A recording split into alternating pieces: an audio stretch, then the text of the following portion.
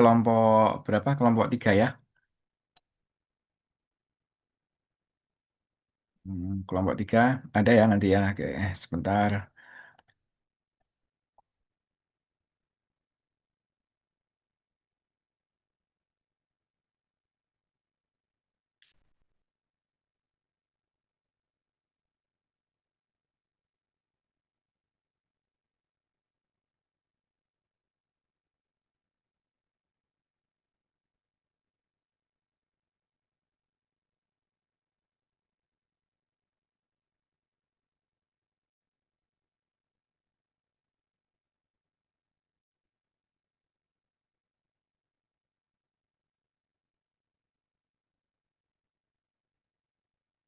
Oke, saudara, hari ini kita kebetulan materinya nggak terlalu banyak ya, materinya nggak terlalu banyak, eh, sehingga nanti lanjut presentasinya lebih lama ya. Kalau kemarin mepet banget ya, materi kuliahnya banyak, kemudian presentasinya nggak begitu lama, mepet-mepet kemarin. Oke, sekarang kita hari ini membahas tentang proses strategi ya, atau proses choice ya. Apa sih yang dimaksud dengan proses strategi atau proses choice? Ini pada dasarnya membahas tentang bagaimana proses transformasi ya. Apa sih yang dimaksud dengan proses transformasi ya? Ya, ini proses strategi ini adalah sebentar. Proses transformasi sebentar ya. Ini saya gimana? Sudah beda tampilannya, saudara? Sudah Pak, sudah kayak gamers Pak. Sudah. Oke, sudah kayak orang game. Oke, ini adalah proses strategi itu apa ya? Ini adalah membahas uh, pada dasarnya membahas sistem produksi, saudara. Sistem produksi pada jasa maupun manufaktur. Oke, nah, jadi bagaimana kita mendesain sistem produksi itu seperti apa ya? Kita tidak akan membahas tentang sistem produksi yang sangat detail untuk masing-masing perusahaan. Misalkan bagaimana kalau di restoran itu tidak, atau di rumah sakit itu tidak, atau misalkan di apa pabrik apa misalnya pabrik Coca-Cola ya itu tidak, tapi kita hanya bahas yang secara umum dulu, guideline secara umum ya, meskipun nanti ada contoh juga tentang Coca-Cola, tentang otomotif itu ada, tapi ini kita akan membahas yang fundamental-fundamental yang pokok-pokoknya saja, sehingga harapannya dengan menguasai yang teori pokok akan bisa menerapkan dalam berbagai konteks. Karena konteks itu kalau saudara memahami uh, kaidah dasarnya itu masih tetap bisa diterapkan, masih tetap bisa berlaku ya. Oke, begini saudara ya. Apa sih yang dimaksud dengan strategi proses atau proses strategi ya? Itu adalah bagaimana kita bisa mendesain sistem produksi sehingga bisa menawarkan nilai yang pelanggan ya, menawarkan nilai yang tepat pada pelanggan. eh ini secara umum ini saudara ya, secara umum ini. Saudara silakan dicermati di sini bahwa yang namanya proses strategi itu bisa dikategorikan dengan menggunakan dua sumbu ini. Ini sumbu X, ini adalah volume, kemudian sumbu Y itu adalah variety atau fleksibilitas atau flexibility ya. Ya, ini seluruh sistem produksi yang ada di dunia ini pada dasarnya bisa dikategorikan dengan menggunakan grafik ini, dengan menggunakan gambar ini. Nah, di mana di sini ada sumbu X yaitu volume, kemudian ini ada sumbu Y yaitu variety atau flexibility. Dan perlu ditekankan di sini kalau saudara lihat ini garisnya kan garis miring dari kiri atas ke kanan bawah. Kalau garisnya kiri atas kanan bawah berarti ini sumbu X dan sumbu Y berhubungan negatif. Berhubungan negatif. Kalau volume naik maka varietas turun ya seperti itu. Sehingga ini secara implisit terjadi trade-off. Kalau saudara meningkatkan volume, maka varietas atau variasi itu akan turun ya. Oke. Nah, ini saya akan bahas gini saudara, kita mulai ya. Eh, Secara umum ini kita lihat dulu,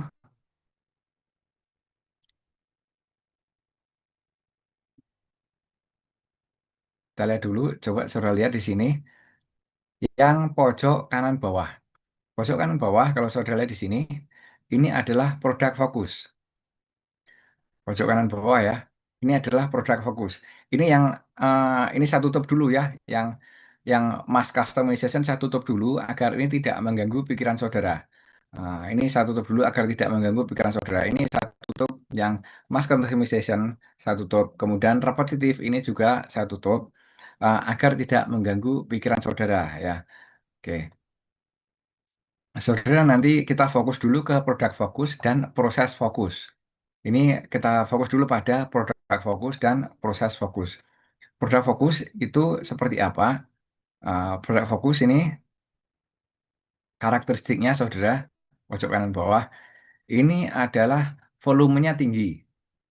Sistem produksi perusahaan pabrik yang produk fokus itu uh, volume produksinya tinggi.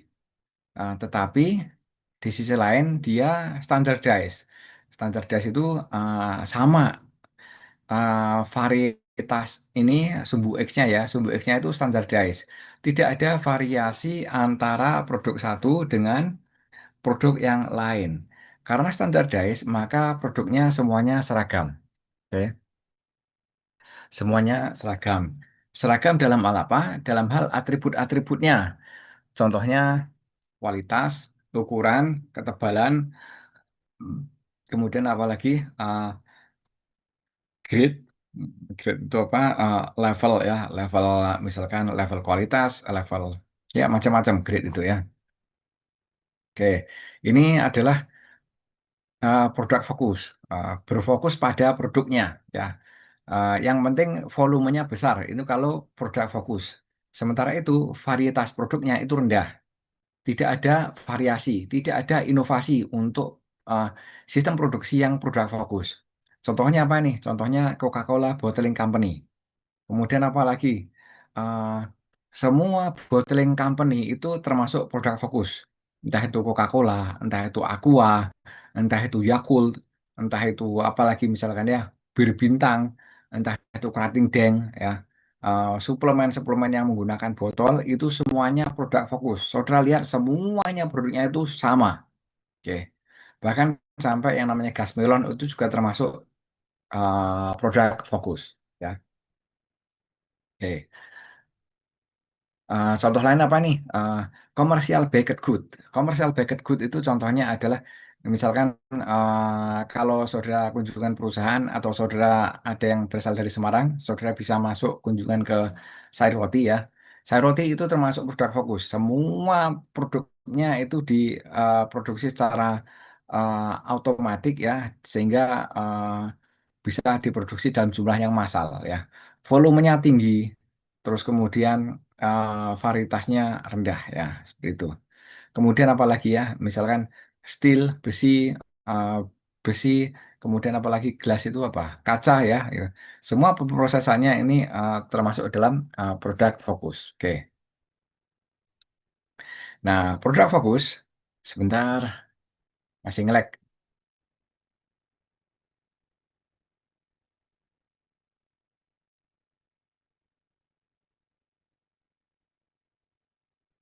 Oke. Nah, produk fokus ini ya. Karakteristik produk fokus, produk yang dihasilkan standar, tidak ada variasi. Kemudian volume produksi besar. Kemudian fasilitas produksi itu memerlukan biaya tetap yang tinggi untuk membangun fasilitas produksi. Saudara bayangkan yang namanya bottling company, perusahaan yang menghasilkan minuman dalam botol itu pasti memerlukan fasilitas fisik yang luar biasa besar. Sehingga fixed cost-nya, biaya tetap untuk bangun di awal itu tinggi sekali. Kemudian peralatan proses produksi itu spesifik. Hanya bisa digunakan untuk satu jenis pekerjaan itu saja, bukan multi-purpose tools atau equipment ya. Kemudian keahlian karyawan juga spesifik, khusus hanya bisa mengoperasikan peralatan-peralatan yang ada di sistem produksi tersebut ya. Oke.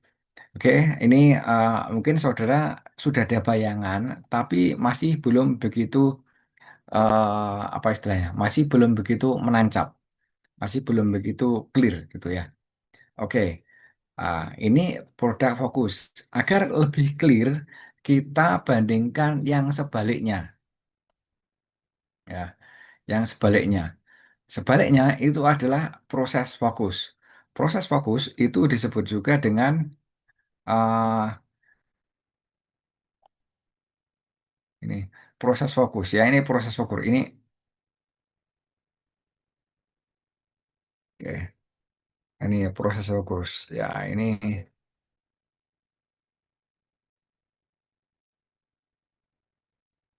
proses fokus. Ini istilah lainnya ada yang menyebutkan sebagai tailor-made.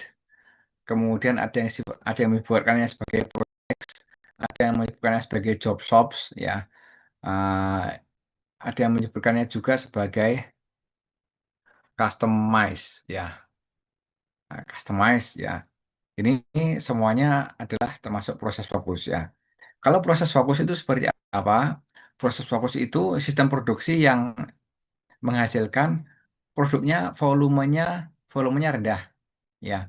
Proses fokus itu volumenya rendah, kemudian varietasnya tinggi. Variasi antara satu produk dengan produk yang lain itu sangat tinggi.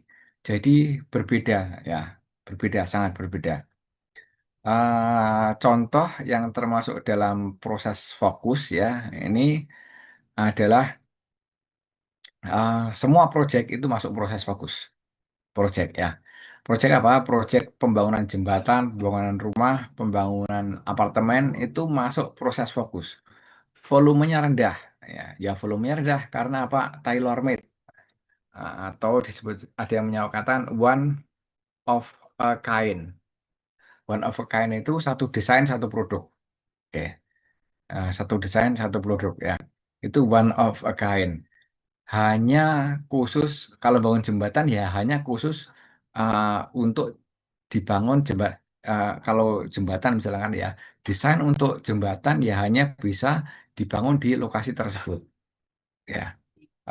Nggak bisa untuk apa jembatan di lokasi yang lain ya dengan pertimbangan mungkin debit airnya berbeda, jenis tanahnya berbeda, kemudian beban lalu lintas yang lewat di jembatan juga berbeda ya.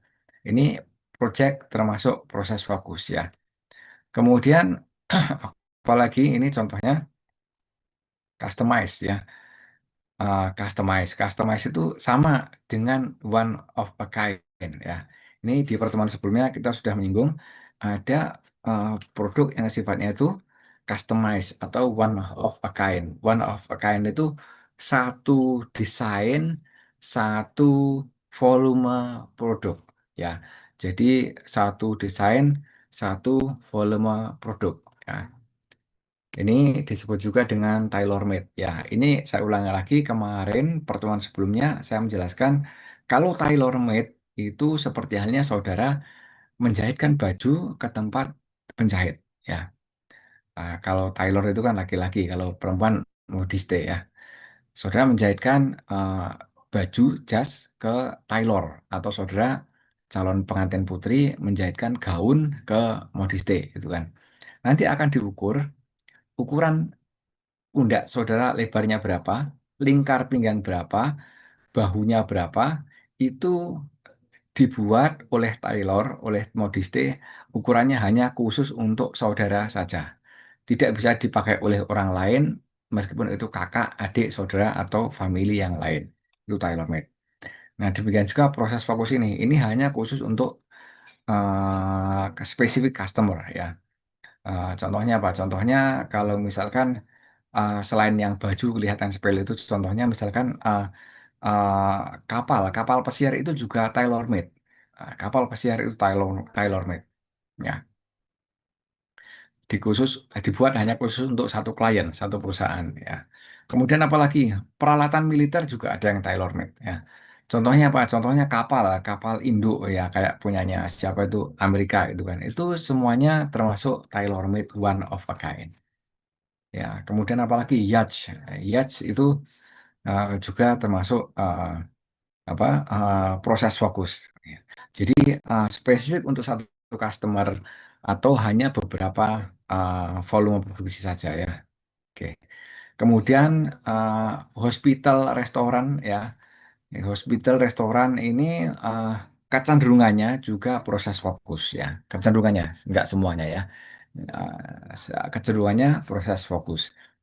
Volumenya rendah, volumenya rendah, tapi masing-masing orang itu, masing-masing customer memerlukan desain yang berbeda-beda ya, seperti itu. Nah, kemudian bagaimana halnya kalau yang proses fokus? Proses fokus itu gini, saudara. Ini produk yang dihasilkan variatif. Kemudian volume itu tinggi, maaf, eh, vol produk yang dihasilkan variatif, variasi tinggi, tapi volume produksinya rendah. Oke. Kemudian fasilitas produknya gimana? Fasilitas produksinya ini memerlukan biaya tetap yang rendah karena tidak memerlukan peralatan-peralatan yang spesifik. Ya, eh, seperti halnya automatic machinery seperti di Coca-Cola itu nggak perlu. Kalau untuk yang proses fokus. Kemudian alat-alat yang digunakan sifatnya multi purpose. Karena multi purpose, maka eh, karyawan yang menggunakan alat tersebut juga harus multi skill ya, multi skill. Oke, sebentar, saya tayangkan video dulu ya agar lebih bisa memberikan gambaran bagaimana proses fokus dan juga bagaimana produk fokus ya. Oke, sebentar.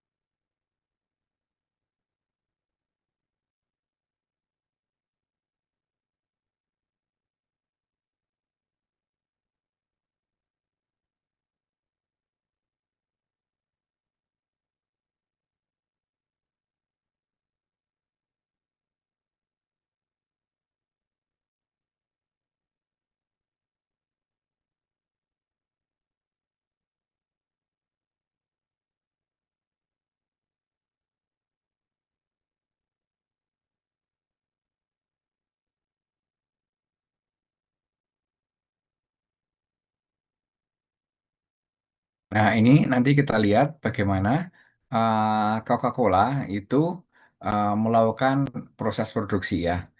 Kalau saudara lihat Coca-Cola ini, uh, saudara lihat jumlah volume produksinya, ini saudara lihat ini ya. Ini kan massal, masif, banyak sekali, dan produknya semuanya standar. Standar dalam arti tidak ada variasi antara botol Coca-Cola yang satu dengan botol Coca-Cola yang lainnya.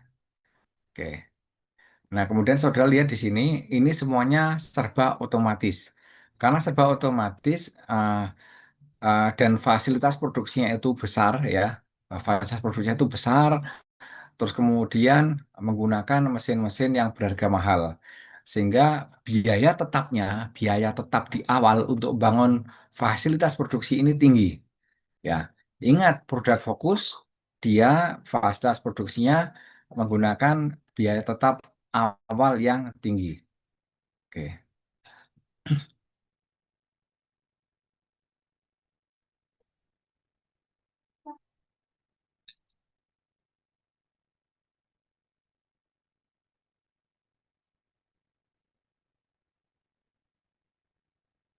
ntar saya ini.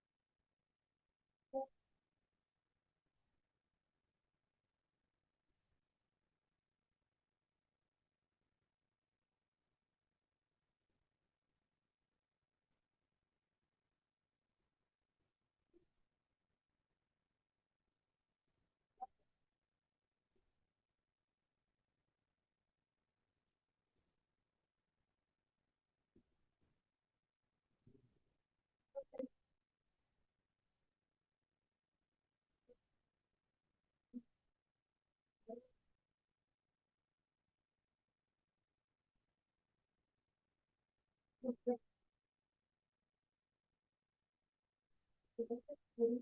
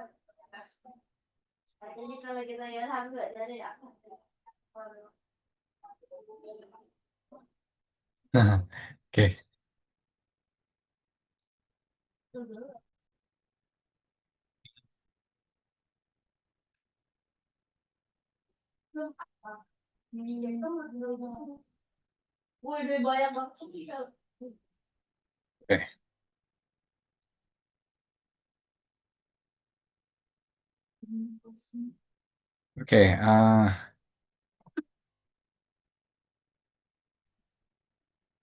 Oke, semoga sudah ada gambarannya ya.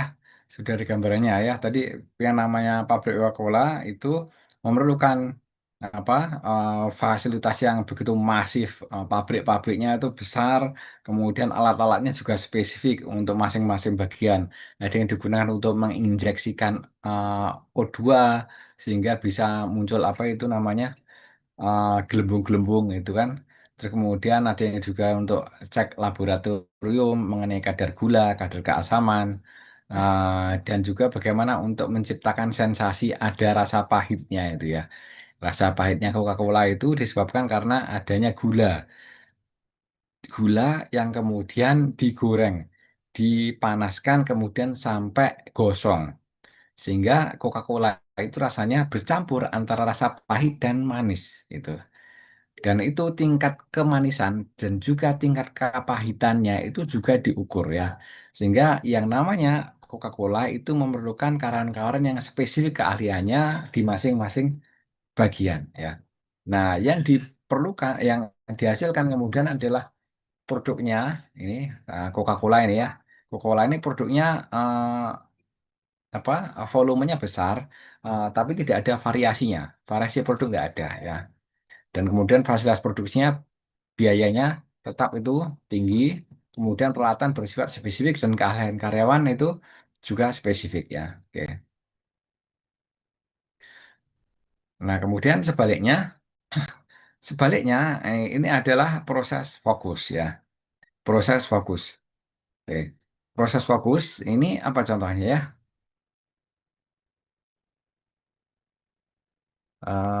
Sebentar, saya berikan ya.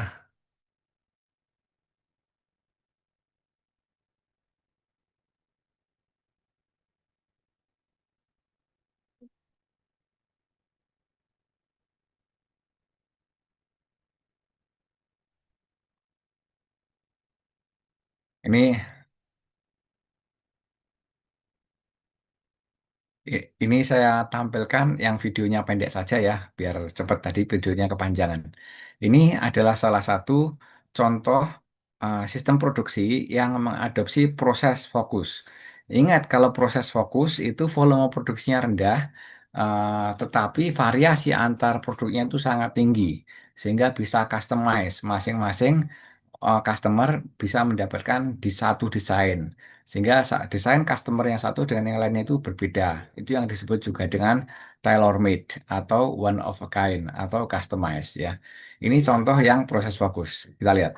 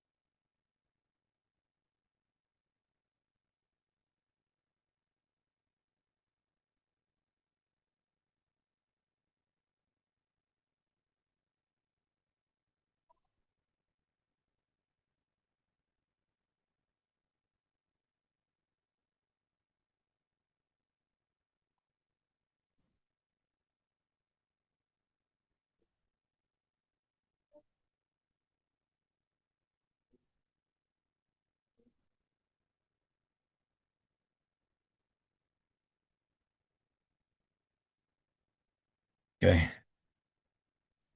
Sebentar, ternyata kurang begitu jelas, saudara.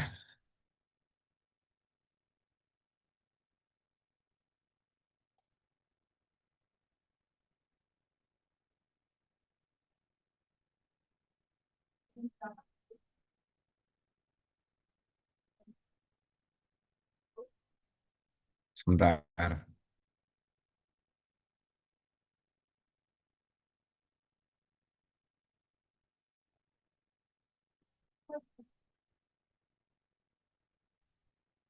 Saya cari yang videonya pendek saja ya.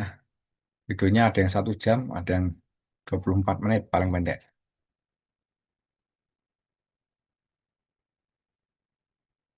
Nah ini kita lihat.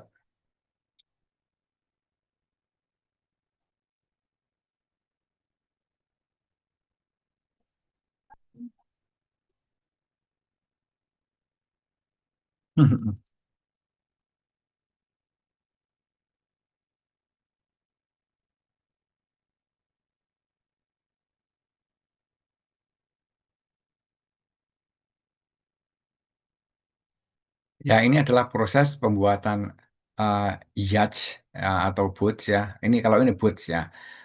Di mana ini uh, volume produksinya itu hanya satu, saudara ya. Hanya satu. Satu produk ini nanti kalau setelah dikirimkan kepada pelanggan dan datang pelanggan baru yang lain, ini juga desainnya sudah nggak dipakai lagi. Nanti akan memerlukan desain yang baru yang sesuai dengan kebutuhan pelanggan yang baru. Sehingga yang namanya proses fokus ini proses fokus ya, lawannya dari produk fokus. Kalau produk fokus tadi contohnya yang Coca-Cola tadi.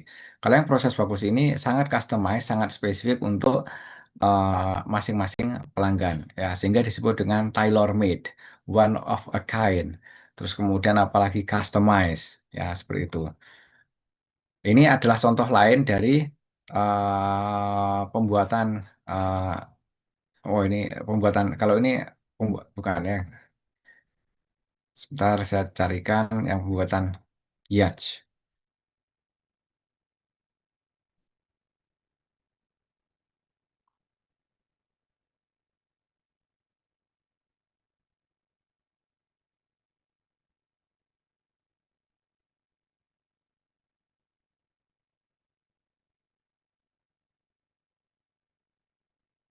Ini dia, ini cukup pendek. Kita lihat dari awal sampai akhir ya.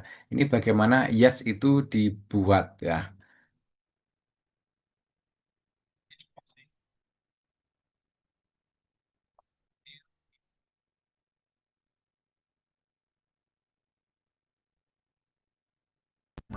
You lead your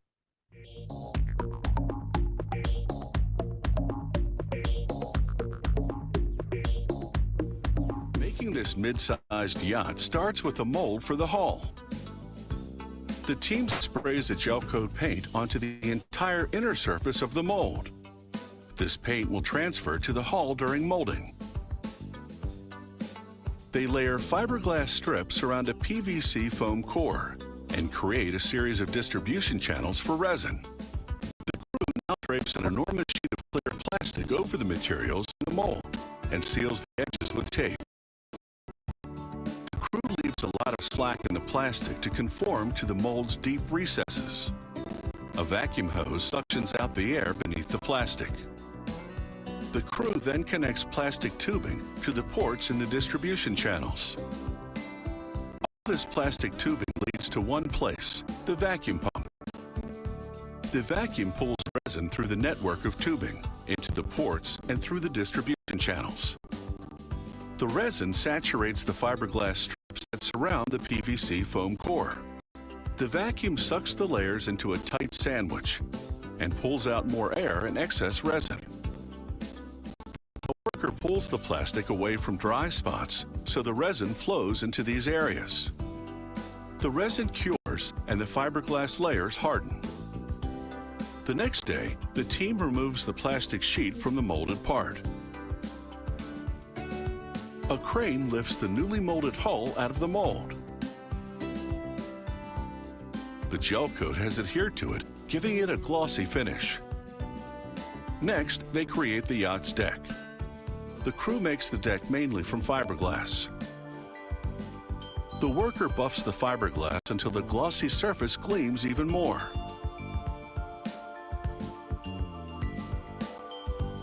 Using a router, the crew cuts out holes for lights, portholes, and other features.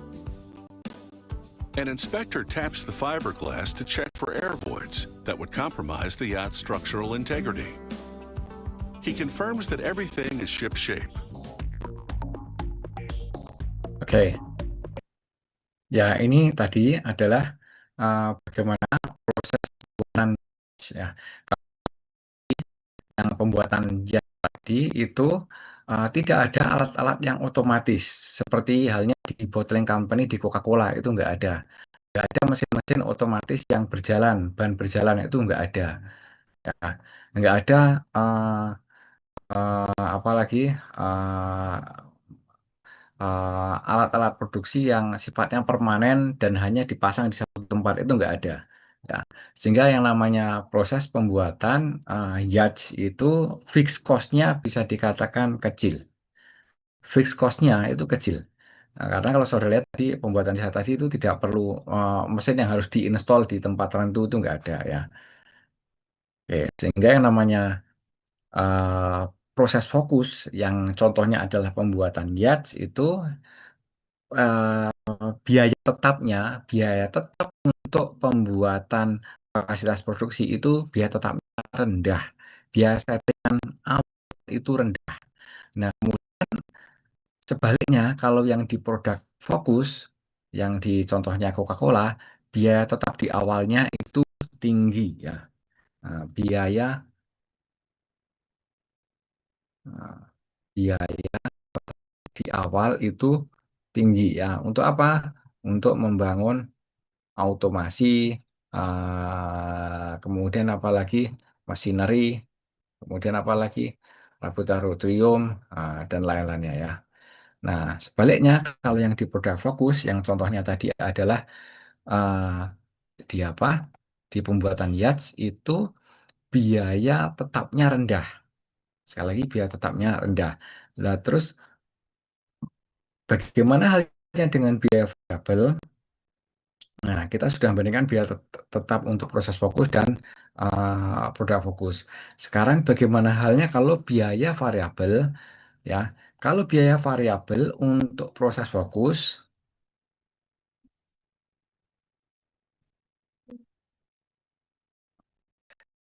variabel untuk proses fokus itu tinggi ya. Biaya variabel itu tinggi. Sebaliknya kalau produk fokus,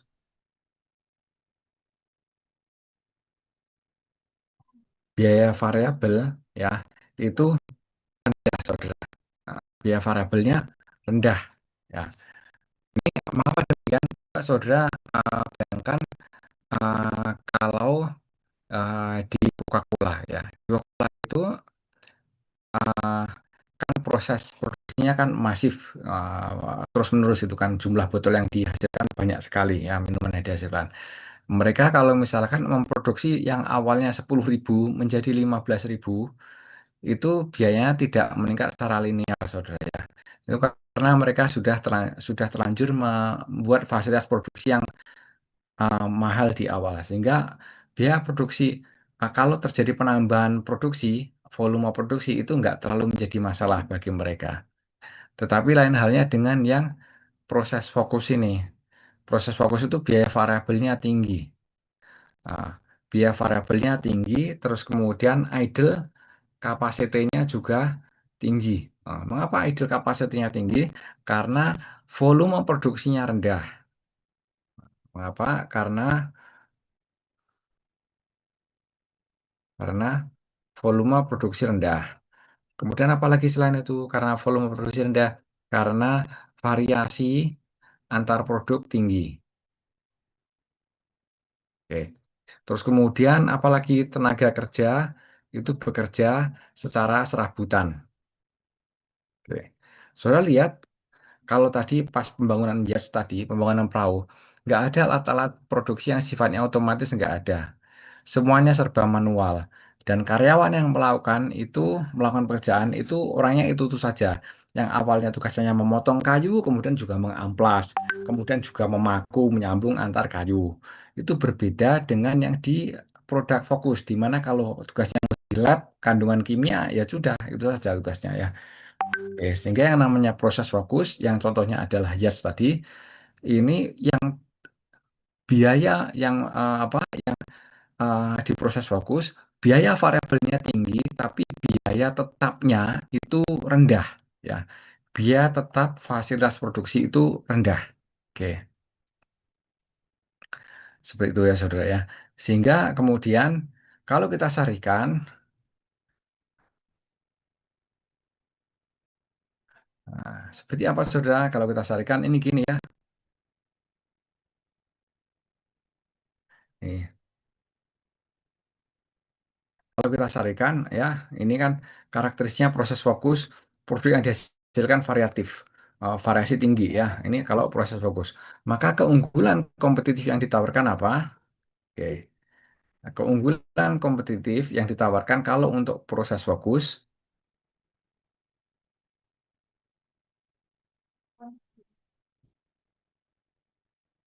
hmm, itu adalah inovasi. Terus kemudian apa lagi? Diferensiasi. Terus kemudian apa lagi? Efisiensi masuk enggak? Kalau proses fokus, efisiensi.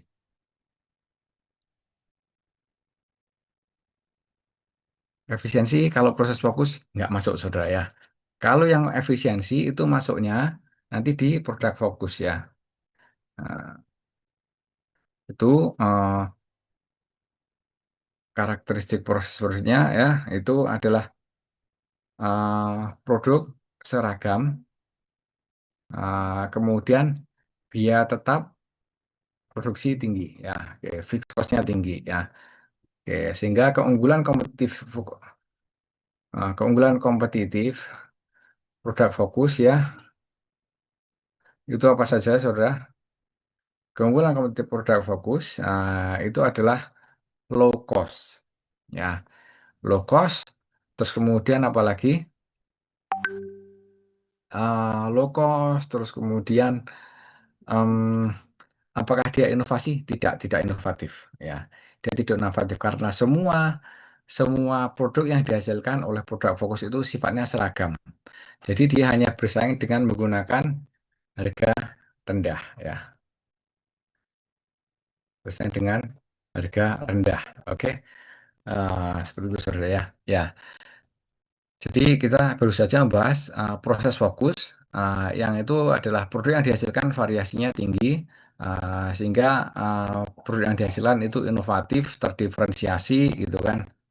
Oke, seperti itu. Terus kemudian sebaliknya yang produk fokus itu harganya murah, bersaing dengan harga rendah dan produknya seragam. Ya, seperti itu. Nah, sekarang gini saudara.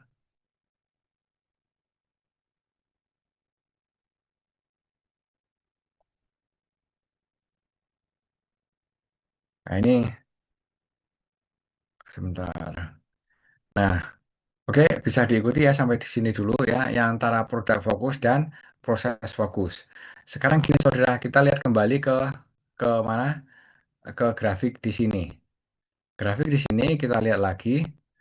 Ini saya tutup dulu. Yang kanan atas saya tutup dulu ya. Nah, kemudian kembali ke sini, saudara lihat di sini.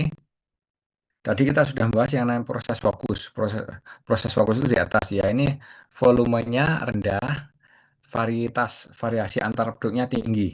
Oke, volumenya rendah, kemudian variasi antar produknya tinggi. Nah, terus kemudian yang produk fokus itu volumenya tinggi tapi cenderung seragam produknya ya. Nah, sekarang kita berusaha untuk menggabungkan keduanya antara produk fokus dan proses fokus. Kita berusaha untuk mencari bagaimana sisi positif dari produk fokus dan sisi positif dari proses fokus. Ya, jadi kita ingin menggabungkan keunggulan dari produk fokus dan proses fokus. Keunggulan produk fokus itu adalah keunggulannya adalah volumenya tinggi. volumenya tinggi, volume produksinya tinggi. Sementara itu keunggulan dari produk fokus ya, ini maaf keunggulan dari proses fokus ya, ini keunggulannya adalah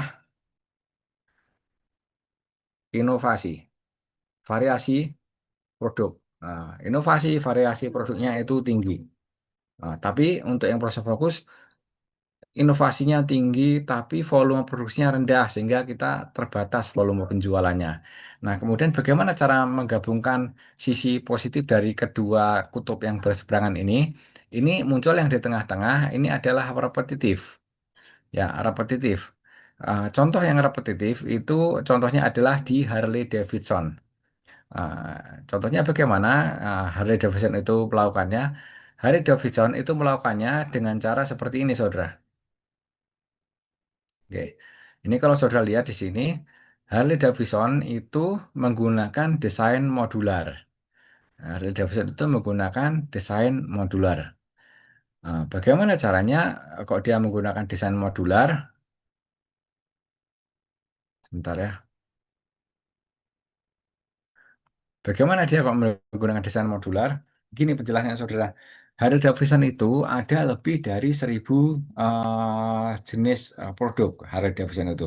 Memiliki lebih dari 1.000 jenis model Harley Davidson. Tapi pada dasarnya sebenarnya mereka itu hanya memiliki sekitar 80 frame. Frame itu apa? Rangka. Dan mereka hanya memiliki sekitar berapa itu ya 10 ya kurang lebih 10 mesin. Jenis mesinnya itu hanya sekitar 10, frame-nya itu 70-an 80 70. Nah terus di pasaran kok bisa sampai 1.000 lebih. Itu bagaimana caranya? Mereka menggunakan uh, repetitive focus, di mana di sini menggunakan modul. Nah, caranya bagaimana? Ini seperti ini saudara caranya ya. Caranya saudara lihat ini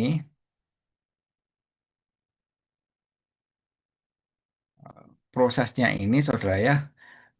Prosesnya ini kalau di awal-awal proses ini aja ya, yang ini aja. Di awal-awal proses semua produk Harley Davidson itu akan menjalani proses yang sama ya. Mulai dari uh, mesinnya, kemudian pemilihan frame-nya itu akan menjalani proses yang sama. Nah, setelah dipasang mesinnya, frame-nya atau rangkanya, baru kemudian di tahap akhir proses produksi, tahap akhir proses produksi dilakukanlah penempelan pernak-pernik. Misalkan ada yang sadelnya itu dikasih sandaran, itu satu tipe tersendiri. Kemudian ada model lain yang stangnya itu berdiri seperti ini ya, itu satu model sendiri. Ada yang stangnya biasa saja turun ke bawah, itu satu model sendiri. Dengan adanya perbedaan pada fitur-fitur yang bisa dilakukan pada tahap akhir proses produksi itu akan menambah variasi produknya itu menjadi tinggi ya. Jadi sebenarnya Harley Davidson itu mereka itu keragamannya tinggi hanya karena perbedaan fitur-fitur. Kalau komponen utamanya itu sama, modulnya itu sama, yaitu apa? Kerangka dan apa? Rangka dan mesinnya itu sama ya. Oke. Hal yang sama itu juga sebenarnya hal yang sama ya, itu juga diterapkan, eh, tetapi dengan taraf yang lebih sederhana ya. Diterapkan dengan taraf yang sederhana itu untuk mobil-mobil yang biasa kita lihat itu ya.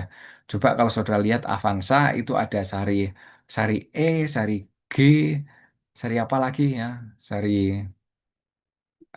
saya lupa ya, seri G kemudian apa lagi itu kan. Kemudian kalau Honda itu ada seri apa? Seri S, seri E, seri RS gitu kan. Itu semuanya menggunakan eh, mesin yang sama, menggunakan rangka yang sama.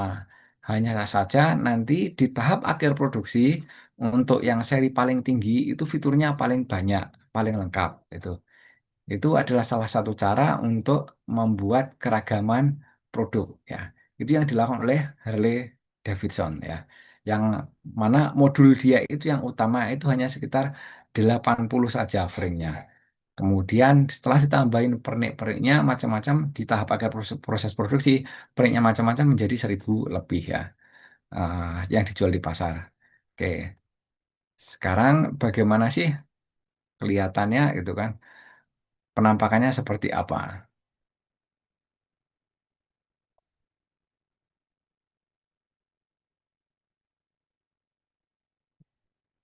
A brief documentary about mass customization. Oh ini, oh maaf, Before the first industrial revolution, manufactured goods were made by high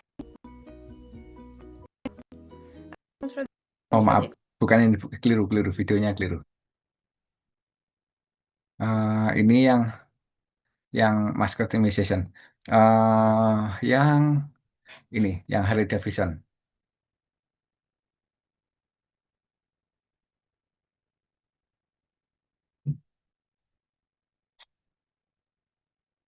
Wah, suaranya.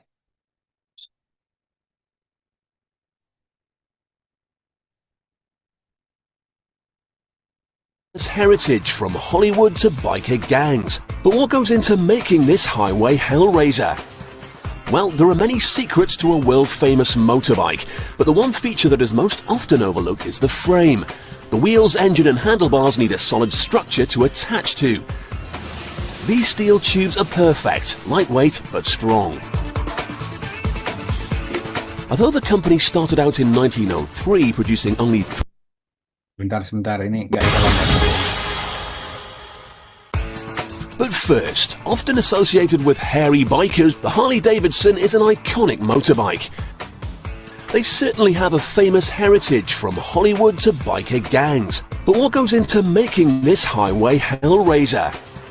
Well, there are many secrets to a world-famous motorbike, but the one feature that is most often overlooked is the frame. The wheels, engine and handlebars need a solid structure to attach to. These steel tubes are perfect, lightweight but strong. Although the company started out in 1903 producing only 3 complete bikes in their first year, today over 500 frames are produced at this one factory every day. Robots are used to speed up the process and they help produce a high-quality finish. In addition to the use of robots, some of the welding is done by hand, as the machines can't reach some awkward spots.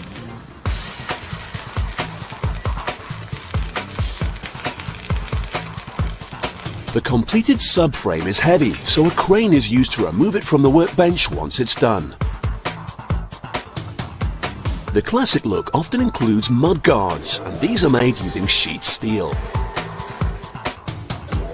An enormous press shapes the steel into the traditional retro-style curves that are still a popular feature on these bikes. After the first press has moulded the mudguard into its signature shape, another one cuts away the excess metal. The grinder removes the rough edges and it's ready to go.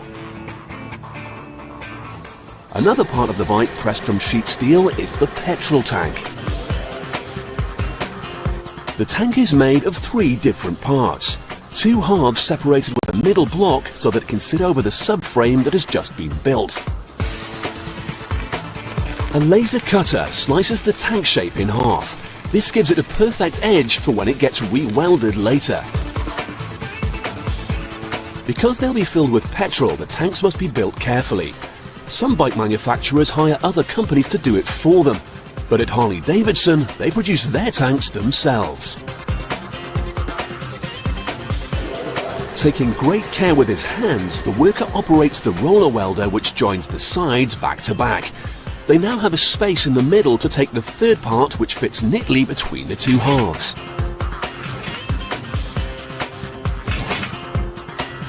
A spot more welding and the completed tank is nearly done.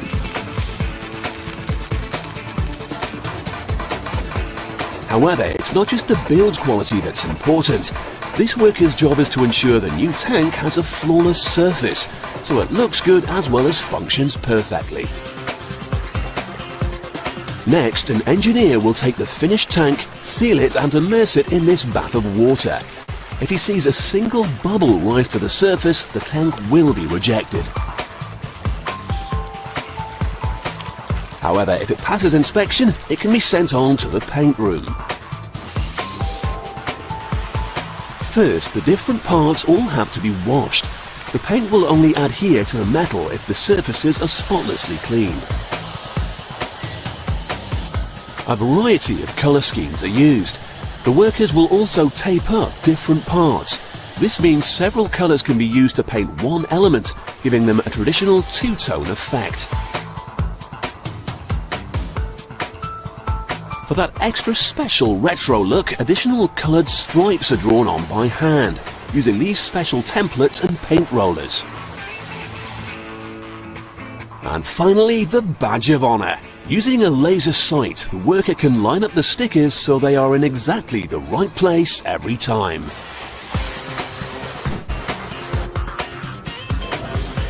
Gleaming V-twin engines now arrive at the factory. Their throaty roar is an important part of the motorbike's appeal. The bikes can now be built, the subframe is first, and the engine is neatly fitted into place. Next comes the petrol tank, wrapped in cellophane to protect its custom paint job. Nah, ini saudara semuanya, ini kalau saudara lihat di sini, eh, saudara lihat di sini, ini adalah setelah proses pemasangan, pemasangan apa? Pemasangan mesin dan frame dan rangkanya. Setelah pemasangan frame dan rangkanya, baru kemudian hal-hal yang sifatnya komponen-komponen, yang sifatnya itu hanya pernik-pernik fitur-fitur ya, mulai dari tangki, kemudian apalagi sadel, kemudian fitur-fitur lain yang sifatnya itu hanya aksesoris, itu baru kemudian dipasang.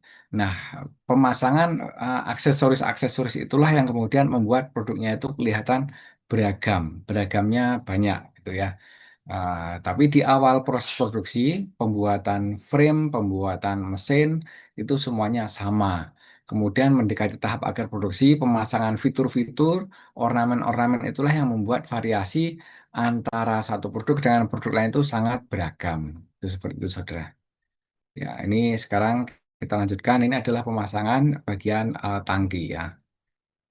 Ya, nah, dengan cara seperti ini maka Harley Davidson itu bisa menghemat biaya produksi, uh, bisa menghemat biaya produksi yang itu penghematan biaya produksi itu adalah apa diperoleh dari produk fokus ya. Tapi di sisi lain juga menambah variabilitas produk yang itu diperoleh dari proses fokus ya. Oke, kita lihat selanjutnya. The shaped mudguards or fenders are added on, but there's one major component still missing. Ah yes, the wheels. Modern motorbike wheels are made of a solid lightweight alloy, but despite being a fiddle to clean, old-fashioned wire rims are still popular on some Harleys. When the chrome is in this brand new sparkling condition, you can see why. Keeping with tradition, the rims are fitted with white wall tyres and slotted into place.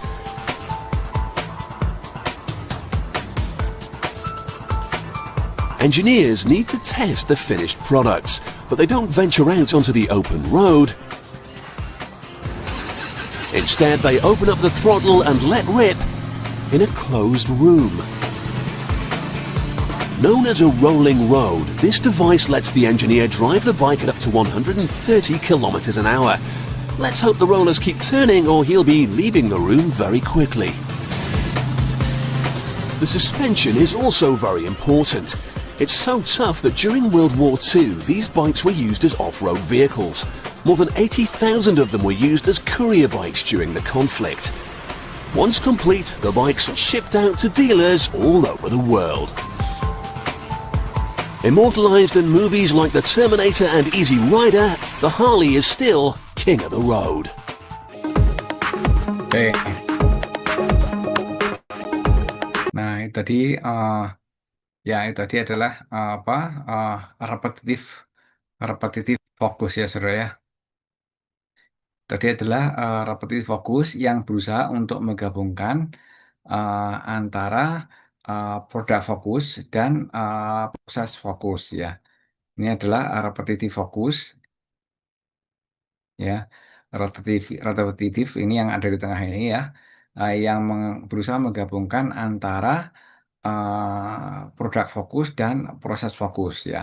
Ini sebenarnya tidak hanya terjadi di motorbike, nggak hanya terjadi di Harley Davidson saja, tapi juga terjadi di otomotif yang lain ya, seperti halnya uh, ya yang menggunakan ban berjalan itu loh ya, assembly line, yang menggunakan assembly line uh, macam Avanza, kemudian apalagi Mobilio, Freed dan segala macam itu semuanya menggunakan menerapkan prinsip dari repetitive focus ya.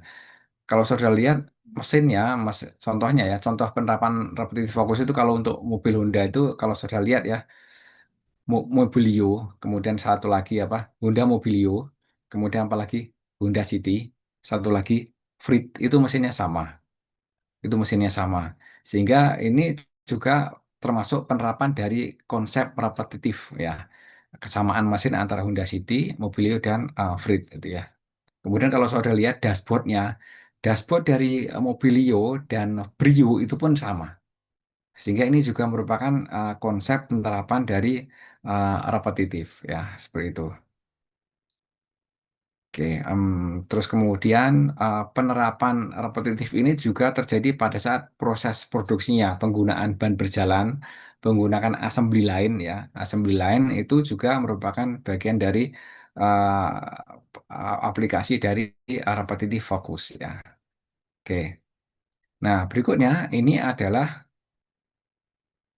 kalau ini. Berikutnya ini adalah mass customization. Mass customization itu adalah penerapan strategi di mana volumenya besar dan juga variasinya besar. Nah, jadi customize tapi secara massal. Semua orang bisa memperoleh yang spesifik untuk masing-masing orang. Oke. Masing-masing customer memperoleh layanan yang spesifik sesuai dengan keinginannya. Ya. Ini dengan adanya teknologi digital ya, sekarang ini mudah untuk dilakukan ya. Ini kalau zaman dulu ini, zaman dulu ini ada yang namanya Dell komputer. Dell komputer pada masa dahulu itu tahun berapa ya? Awal 90-an ya.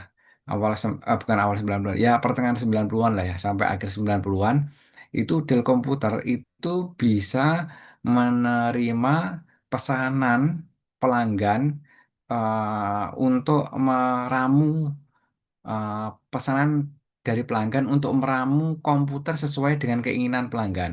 Jadi kalau pelanggan itu mendesain komputer secara prasmanan melalui websitenya Dell, Dell komputer. Jadi pelanggan misalkan punya budget 10 juta atau punya budget 15 juta, dia bisa mendesain komputer sesuai dengan budgetnya itu.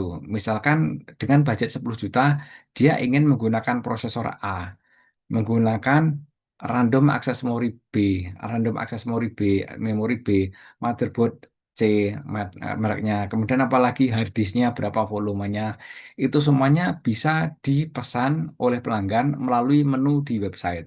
Nah, menu di website itu pertama kali misalkan memilih motherboard.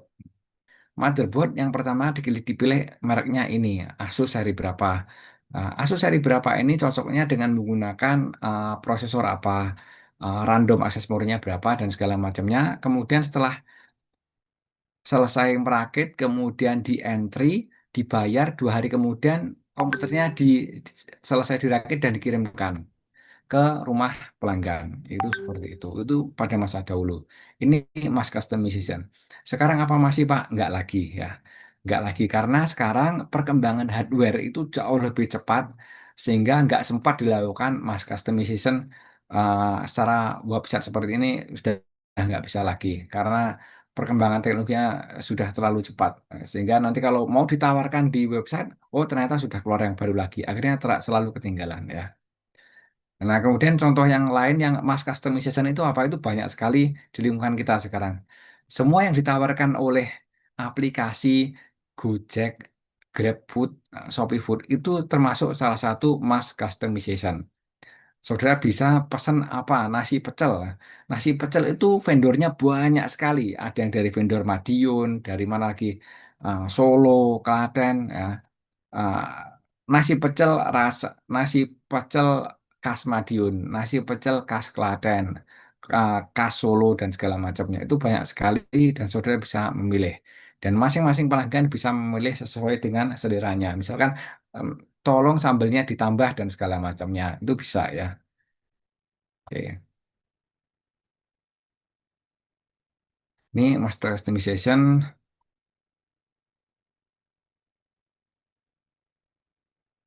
Ini, oh ya, ini ada yang di sini saudara. Ini kan master customization itu kalau kita lihat gambarnya ini pojok kanan atas. Mas customization itu kalau kita lihat gambarnya ini ada di pojok kanan atas. Oke, pojok kanan atas. Ini adalah apa istilahnya kelas tertinggi dari strategi di mana dia bisa menawarkan produk yang spesifik dalam jumlah yang besar.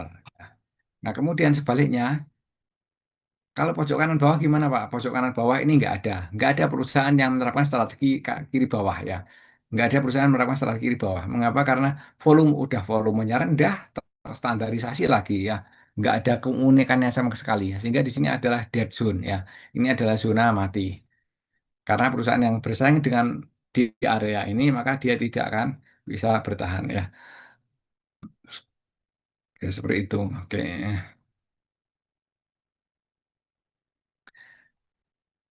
Nah, ini secara umum seperti ini.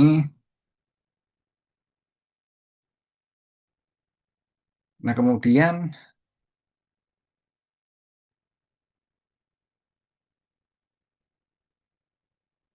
Pak, izin bertanya, Pak. ya ya boleh boleh silakan silakan.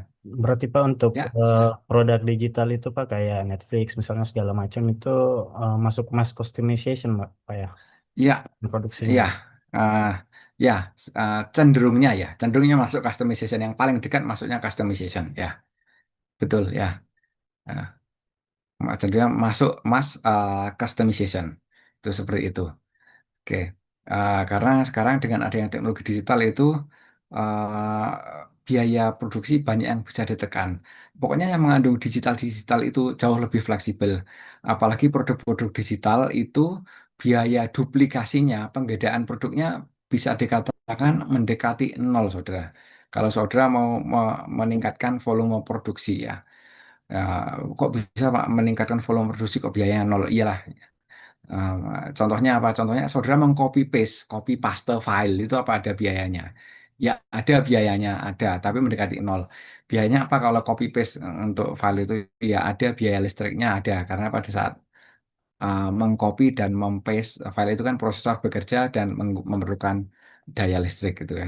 Ada biayanya, tapi hampir dikatakan bisa diabaikan. Nah, sehingga namanya teknologi digital itu yang berkaitan dengan teknologi digital itu apa mudah di customize ya. Tapi ingat saudara, gini, eh, ada syarat-syarat tertentu yang berbau teknologi digital itu agar bisa di customize. Tidak bisa semuanya, tidak bisa semuanya bisa di customize.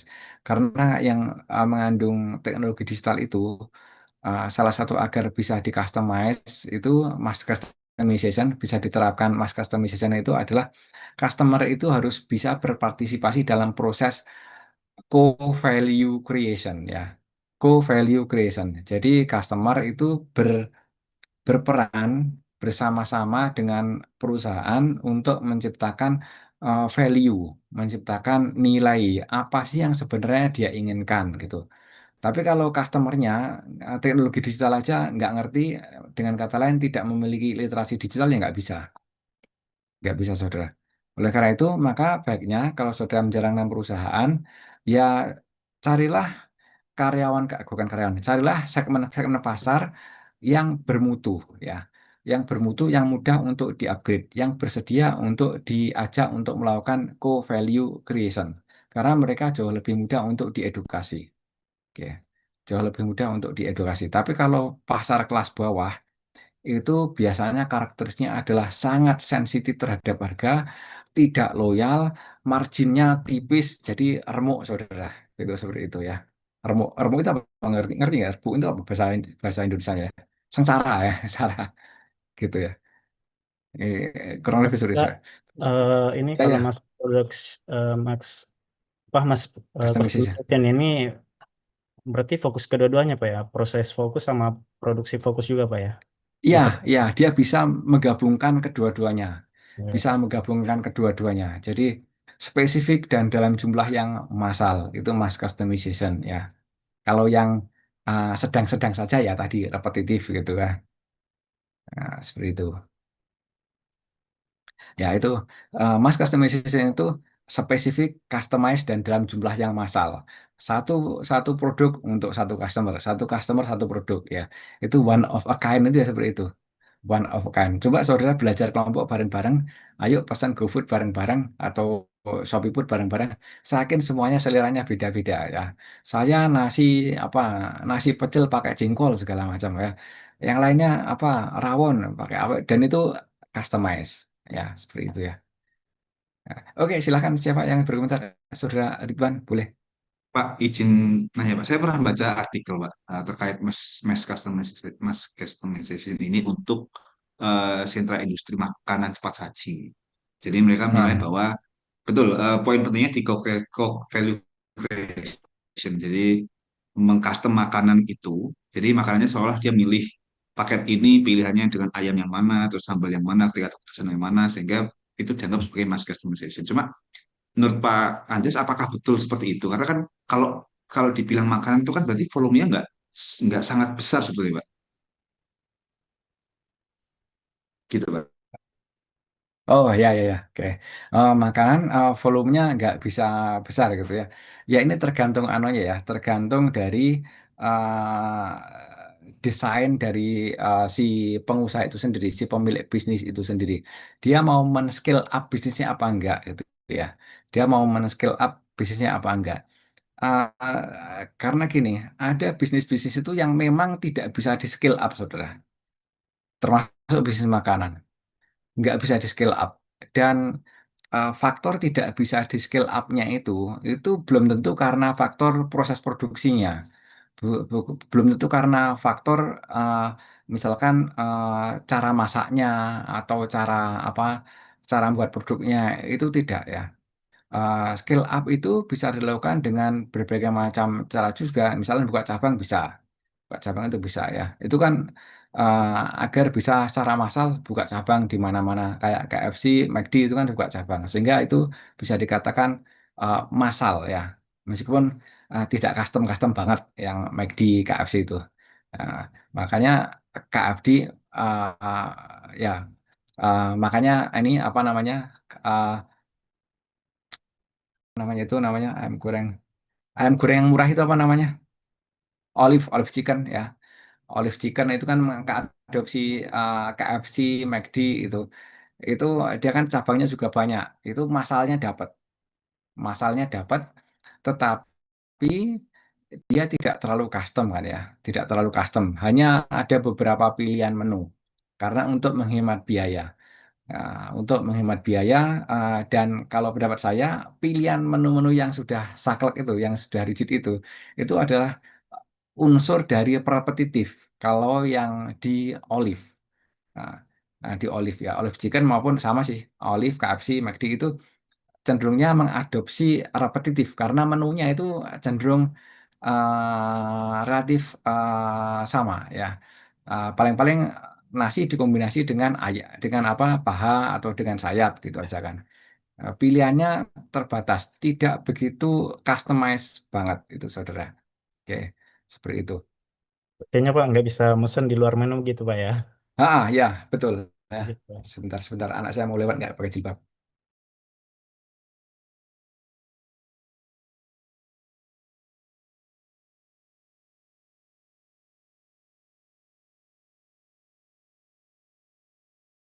Oke, itu seperti itu saudara. Jadi Iya, Pak. memang Justru gimana mulai gimana saya ada yang bertanya-tanya belum gitu, Pak. pas? Pada saat baca itu, saya berpikir kan kalau mass customization seperti Dell, jadi saya selalu membayangkan mass customization itu kan selalu pada saat kita cari itu pasti musuhnya Dell, nggak tahu. Padahal Dell sendiri juga tidak sustain sampai sekarang pun juga mereka akhirnya mengeluarkan produk yang apa ya, ya bukan yang nggak custom banget ya, Pak. Akhirnya sampai sekarang streamline lah, ngikutin yang lain. Nah, contoh yang lain yang mass customization yang lain yang kira-kira masuk survive itu apa, Pak? Pas saya baca di artikel di Oke, jurnal-jurnal gitu, munculnya yaitu McD karena mereka Dell. menerapkan menggunakan kios apa pilihan online tuh Pak yang dari layar terus dia bisa milih paket ini menggunakan apa paha lah atau kentang atau apa gitu sehingga harganya sama tapi sesuai dengan preferensi kita. Nah itu cukup untuk dianggap sebagai mass customization. Apakah betul hanya seperti itu? Karena bayangan saya MC ini kan scale up, jadi skalanya besar gitu, skala industri atau gimana. Bayang saya seperti itu. Ya, ya.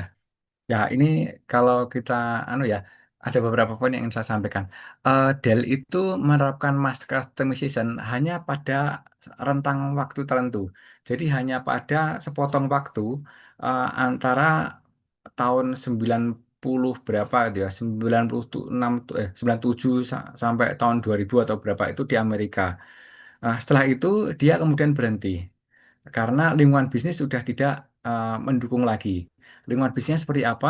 Perkembangan hardware-nya begitu cepat sehingga tidak bisa diakomodasi oleh website yang seharusnya menampilkan eh, beragam pilihan hardware. Itu nggak bisa lagi. Sehingga kemudian mass customization dari Dell itu kemudian dihentikan. Nah, ini yang namanya mass customization itu memang tidak semua perusahaan bisa dan kalau berhasil menerapkan ini rewardnya besar. Terus kemudian gini saudara,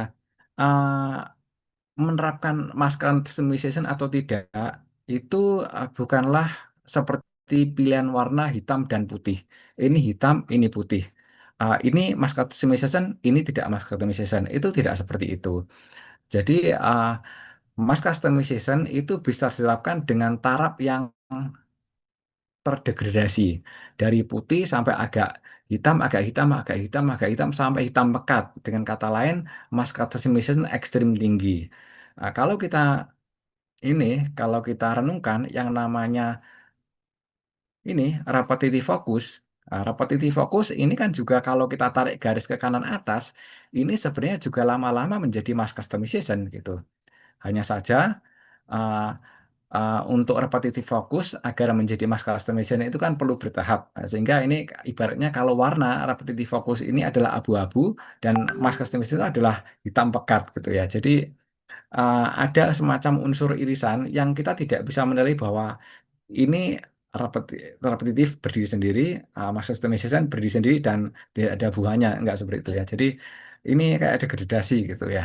Nah, seperti itu ya saudara ya. Nah, semoga bisa di anu ya. Ah, Ada yang mau ini lagi ya, mungkin Jalpul lah ya. Terus kemudian gini saudara, ini ada kaitannya juga tuh dengan mass customization itu. Itu ada kalanya juga berkaitan dengan ini apa namanya biaya operasional produksi ya. Biaya operasional produksi semakin tinggi biaya, semakin apa? Semakin besar skala produksinya itu terkadang malah semakin mudah perusahaan untuk menerapkan mass customization. Karena mass customization itu juga memerlukan biaya investasi yang besar, ya, seperti itu. Nah, mengapa demikian memerlukan biaya investasi besar? Karena untuk mendukung automasi, mendukung teknologi agar bisa mempermudah apa mass customization ya. Saya yakin back office-nya dari Gojek, GoFood, Shopee Food itu pasti luar biasa. Pada banyak sekian banyak software engineer di sana di back office-nya ya. Nah, seperti itu. Uh, nah, di samping hal yang sifatnya teknis gitu, ada juga faktor-faktor lain yang bisa menghambat, saudara. Ya, ada misalnya masalah merek itu di luar unsur teknologi, tapi bisa menghambat scale up, sehingga menghambat apa? Menghambat uh, mass customization karena susah untuk di scale up gitu ya. Oke. Contohnya apa? Contohnya itu, tapi ini memang ini ya, ini contoh dalam konteks tidak bisa di scale up. Contoh dalam konteks tidak bisa di scale up ya. Ini contohnya apa? Contohnya, saudara ngerti coklat Monggo? Kalau yang pernah di Bandara Jogja, pernah dengar coklat Monggo? Tahu, Pak? Tahu nggak ya? Itu eh, itu kalau mau di scale up nggak bisa, saudara. Di scale up maksudnya dijadikan merek nasional, apalagi sampai luar negeri, saya jamin nggak bisa itu. Karena merek coklat Monggo itu tidak bisa melintasi batas geografis. Hanya bisa laku di Jogja. Jogja masih menerima, Solo masih menerima, Semarang masih menerima. Geser ke barat, kemana? Ke Bandung, udah nggak bisa menerima, saudara. Nah, Monggo kalau di Bandung menjadi mangga itu kan, ini terlalu Jogja banget, ini nggak bisa. Nah, apalagi kalau di luar daerah, di Batak, di Madura, udah beda lagi. Ini terlalu kejawen ya, seperti itu. Nah, tapi ada juga merek lokal yang itu punya potensi besar. Nah, itu bisa untuk di scale up ya. Dan merek lokal tapi dikirain merek global, saudara. Kalau saudara suka suka roti, bakeri ya, uh, atau kalau saudara langganan JIH, Jogja International Hospital ya, saudara pasti kenal Parsley ya, Parsley ya. Parsley orang banyak mengira itu adalah merek internasional, padahal itu adalah asli asli apa? Asli lokal ya. Dari branding kemasannya, kemudian apalagi logonya, bentuk fontnya segala macam itu semuanya adalah uh, orang tidak bisa mengidentifikasi ini asalnya dari mana. Ini adalah asalnya internasional. Orang berpikir akan seperti itu. Oke, makanya saran saya, saudara kalau bikin bisnis, jangan uh, membuat misalkan apa nasi goreng khas kabupaten mana, nasi goreng khas daerah mana itu jangan baiknya ya. Karena itu akan membatasi orang yang mau berkunjung ke tempat saudara kalau itu tidak disebutkan nama daerah. Misalkan nih, khas Magelang misalkan ya. Nasi goreng khas Magelang. Kalau dia bukan orang Magelang, ngapain aku sana itu. Jadi sense of belongingnya itu menjadi nggak ada sehingga menghambat secara psikologis ya. Ini Oke, Pak, ini berarti ya harus ya. memenuhi tiga unsur ini Pak, kalau bisa dikatakan mass customization Pak. Produksi, repetitif, sama proses fokus itu ya Pak. Harus Gini, memiliki Kak, ketiga unsur itu. kalau mass customization itu gini. Ini volume besar, kemudian produk variatif. Nah, volumenya besar, produk variatif. Jadi satu pelanggan, setiap pelanggan, masing-masing pelanggan itu bisa mendapatkan sesuai dengan keinginannya. Nah, itu yang ingin dicapai oleh mass customization. Customize itu kan spesifik untuk masing-masing pelanggan customize. Mass itu massal. Jadi spesifik secara massal. Produknya didesain spesifik untuk masing-masing pelanggan dan secara massal untuk semua siapa? Untuk semua pelanggan. Kayak gitu, seperti itu ya. Jadi volumenya besar dan produknya itu variatif untuk masing-masing customer, masing-masing pelanggan. Ya, seperti itu. Nah, ini kalau yang repetitif itu eh repetitif itu berusaha untuk mencapai mass customization, nah, tapi nggak customize banget gitu ya. Eh, eh, Kalau yang mass customize itu sangat spesifik untuk masing-masing pelanggan. Kayak orang jahitkan baju gitu, jahitkan baju itu kan hanya untuk saudara, tapi kan itu hanya skalanya hanya sedikit. Hanya satu kalau orang jahitkan baju, sehingga kalau menjahitkan baju itu masuknya apa? Masuknya adalah ini proses fokus, Ah, proses fokus, tailor made. Ah, Nah, kalau mau banyak menjahitkan baju tapi bisa banyak itu ya baiknya gimana? Ya, jahitkan baju untuk masing-masing pelanggan, beda-beda ukurannya, beda-beda desainnya. Itu bagaimana caranya? Ya, agar itu nanti bisa menjadi mass customization. Ya, itu contohnya kayak itu kayak Gojek, sorry, GoFood, Shopee Food itu kan masing-masing pelanggan memiliki selera yang berbeda-beda. Dia mau pesan nasinya satu bungkus, dua bungkus, tambah apa lauknya teri, tempe segala macam, semuanya bisa. Itu mass customization ya. Dan semua orang bisa memesan tanpa ada batasnya. Itu mass customization ya. Oke. Ini memang butuh perenungan, saudara. Konsepnya sederhana tapi butuh perenungan ya. Oke.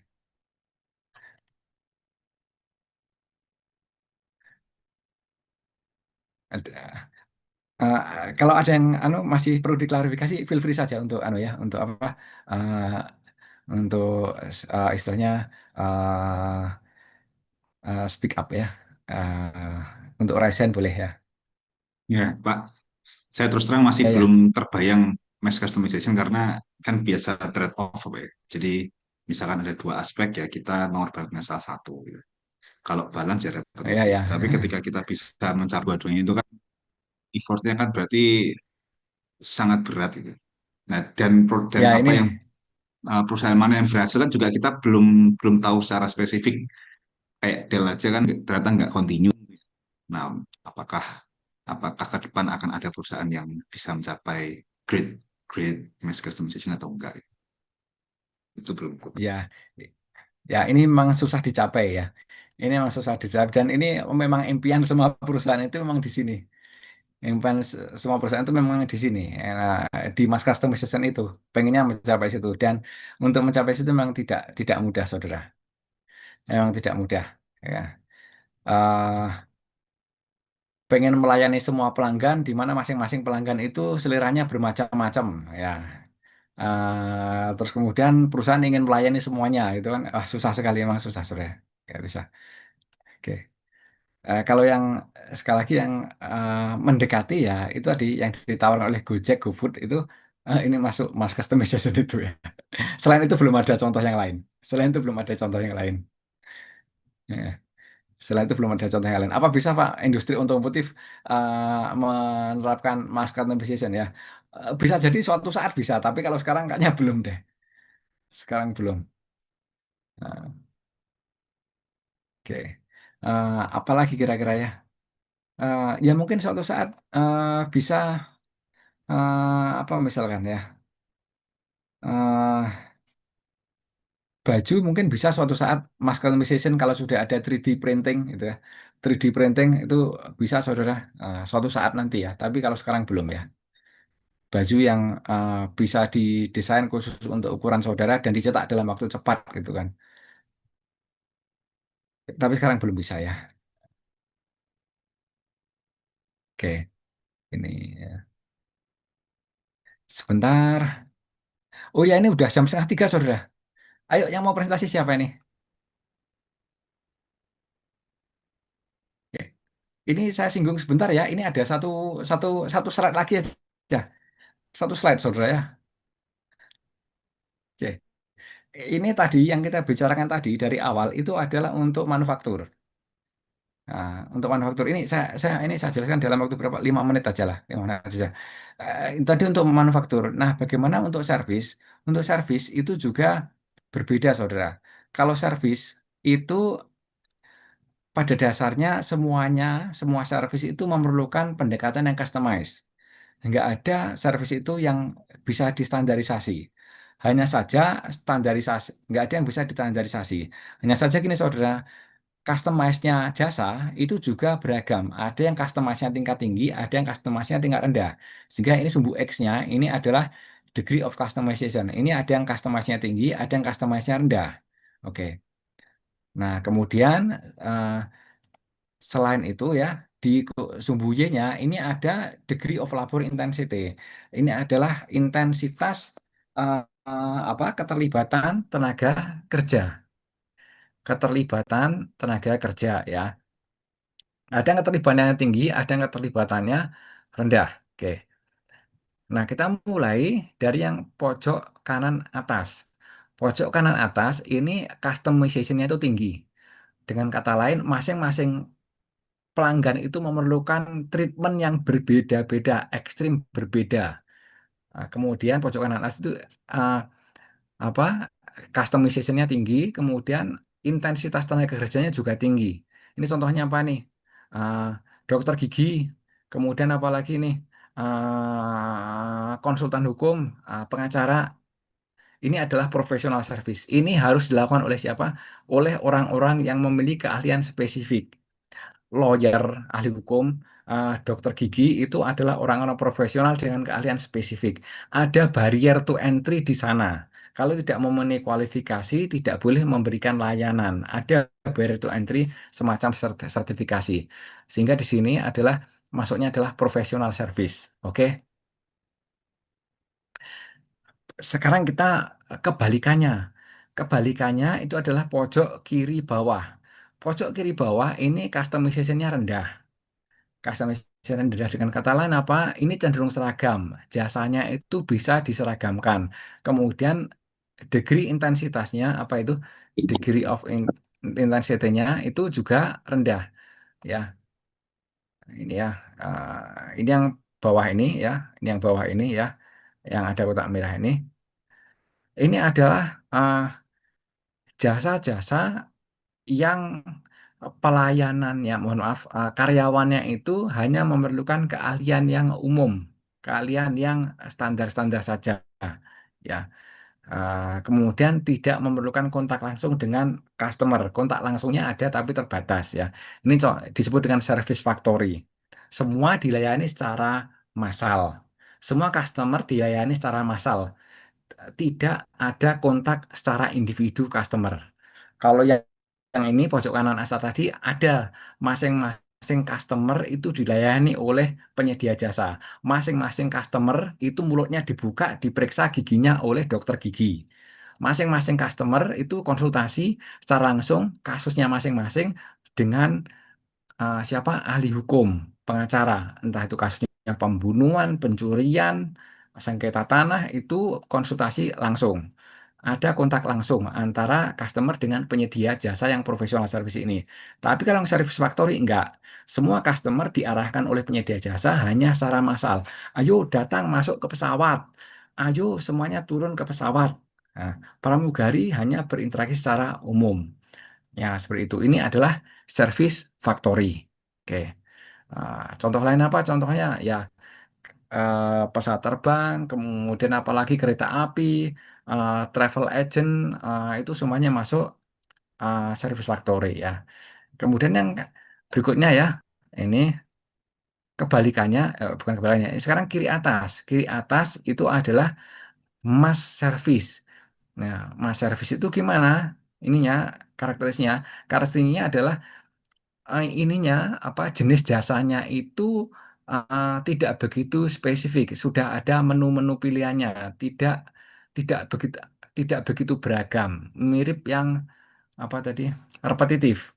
Sudah ada beberapa kategori yang bisa dipilih kalau mas service ini. Contohnya apa? Komersial banking. Komersial banking, saudara mau milih apa? Oh, mau milih uh, mudharabah ataukah yang konvensional ataukah mau milih kartu kredit, jasa apa yang diinginkan itu sudah ada pilihan-pilihannya. Ini mass service, tapi tetap memerlukan hubungan yang intensif dengan penyedia jasa. Ini mass service. Nah, mengapa? Karena ini mengapa memerlukan hubungan yang intensif? Karena apa? Ada unsur privasi, ada unsur kerahasiaan dan segala macamnya ya.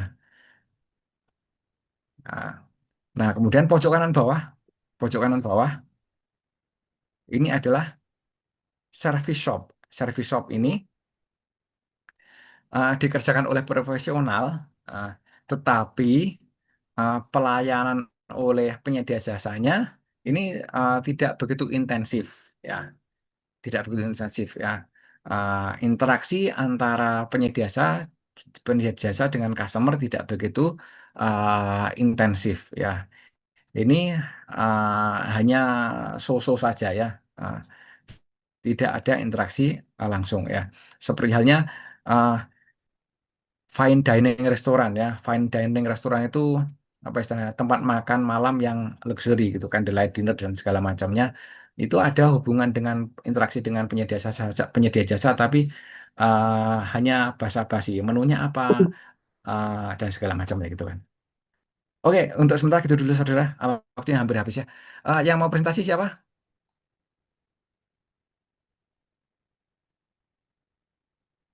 Kalau ada pertanyaan boleh disimpan untuk besok ya, untuk besok pertemuan berikutnya. Silahkan yang mau presentasi. Kelompok berapa? Kelompok kelompok tiga ya. Oke ya. Sebentar, saya saya matikan. Oh sudah saya matikan ya. Menurut saya. Oke, silahkan di share slide.